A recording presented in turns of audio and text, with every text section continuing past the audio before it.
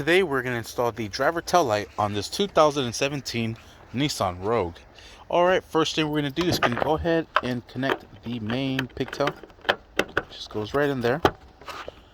Then what we're going to do is we're going to slide that little groove there into that hook there. The way you want to do this is bring it back, line it up.